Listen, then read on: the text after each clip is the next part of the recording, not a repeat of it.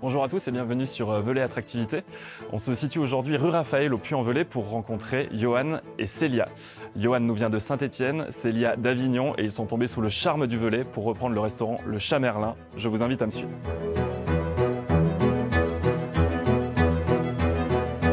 Alors Johan, tu nous accueilles aujourd'hui chez vous avec Célia, donc au restaurant Le Chat Merlin. Il y a déjà une belle promesse quand on arrive puisqu'il y a écrit un restaurant utopiste. Tu peux nous expliquer ce que c'est que le concept d'un restaurant utopiste? En fait, nous, l'utopie, on va aller la chercher par les dressages. Chacun voit l'imaginaire et l'idéal à sa façon.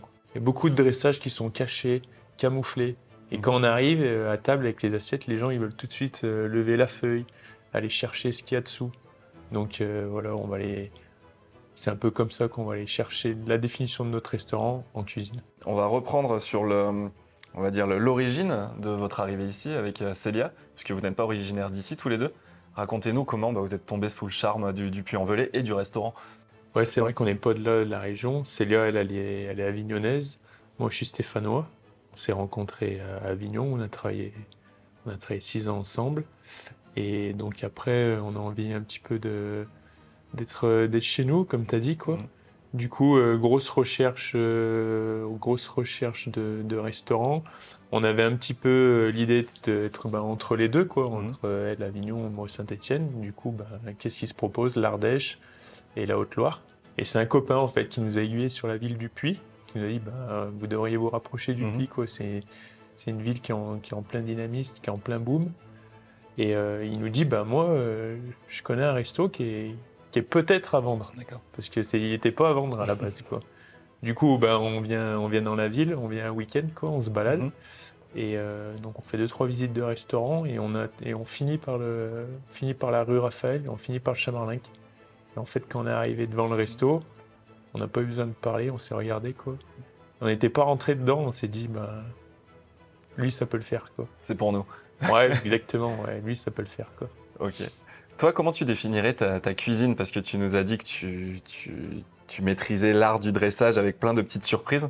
Comment tu définirais le goût que tu amènes en cuisine? Aujourd'hui, la cuisine qu'on propose, je pense au Chat Merlin, c'est une cuisine de plaisir, c'est une cuisine de goût, de produits.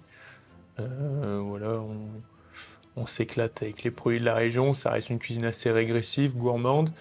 Et on va pas mal travailler sur les souvenirs de chacun, les souvenirs de notre enfance, les souvenirs de famille.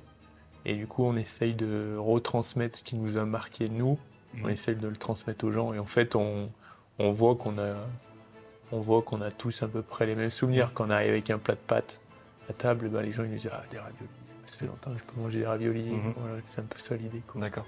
Quand les gens ils arrivent à table, on leur donne une toute petite carte et ils savent pas ce qu'ils vont manger. D'accord. C'est ça aussi l'idée du resto, quoi. Mais un petit peu pour donner les grands axes, on travaille beaucoup sur les sauces. On va travailler le bœuf de la région, on va travailler la truite de la région. Voilà, on travaille les légumes des producteurs. Et après aussi avec le passif qu'on a d'Avignon, on a gardé très bons contacts avec les producteurs de Provence. Du coup, on arrive à faire monter quelques produits de Provence qu'on fait découvrir ici. Et alors, je vais terminer sur une petite distinction là, qui est affichée à l'entrée, distinguée au niveau des jeunes talents Goemio 2023. Est-ce que, je ne vais pas dire que c'est un aboutissement, mais c'est déjà une fierté du coup d'apparaître dans un guide aussi réputé que le Goemio? Oui, bien sûr, ouais, c'est une fierté, quoi. En fait, cette dotation, elle est là pour nous encourager et pour nous dire, voilà, vous êtes sur la bonne voie, continuez. Et voilà, on est 12 en France à l'avoir, donc c'est peu et ça montre qu'on est sur la bonne voie et que maintenant c'est nous qui avons les clés en main, il faut qu'on poursuive.